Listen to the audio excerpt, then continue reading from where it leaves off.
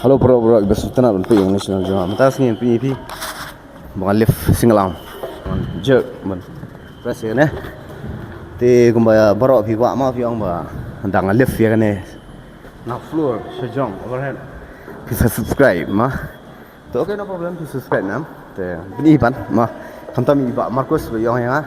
Te kira na floor sejong. Tong pi ma.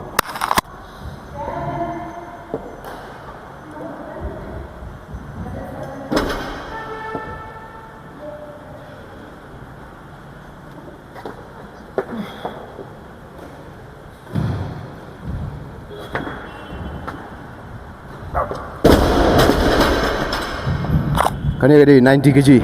Ketua challenge PI ngalale. Khasi ki Jaintia Garo pilawan. Le kani challenge mengai mau kani di 90 kg. Ngan pini pi ka jingthau ro ya kani. Pai do bokot kani video. Aman pini pi ma. Okay. Teh pai bokot kani video ma pai ngan pini pi ka no ka. Ka no ko weight kani yo kadi fake weight you. Okay. Kani di kenai pugilo. Iba Marcus yang manle new pole ne prapo ngale ado kenai po.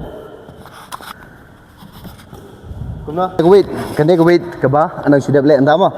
Impet nadu gini ro kini ngarak ma. Nagi tu orang tho. De kan open challenge to everyone ma ibakwa.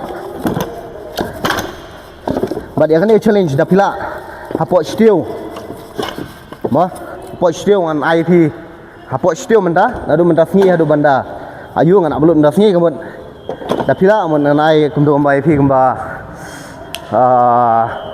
sana jarang dah, mah.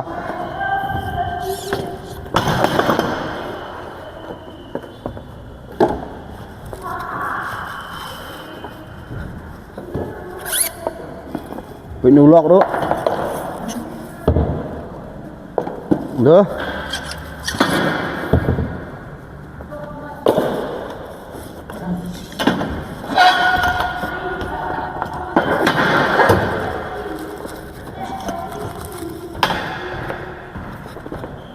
Duh.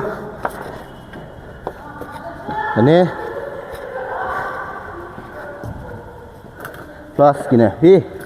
Ini kalau apa itu ana? Kendai pu praspa under program. Ngerak single arm. Te gitu gibong. Bangam lah tolong asyu. Sipni mah. Te tong tai tengah ada YouTuber mah. Te ngai kublai i Marcus lengro bai la. Ai nga takalat iman sina konten mah. Te kublai bi sampai ini video saya share ya baru mah. Te kane ka challenge ai ya gi Khasi jungi mah. Khasi jungi. Ya ki Jaintia Badi ki Garo lagi kuat mah. Melihat tom tai kublai siban kublai pi baru.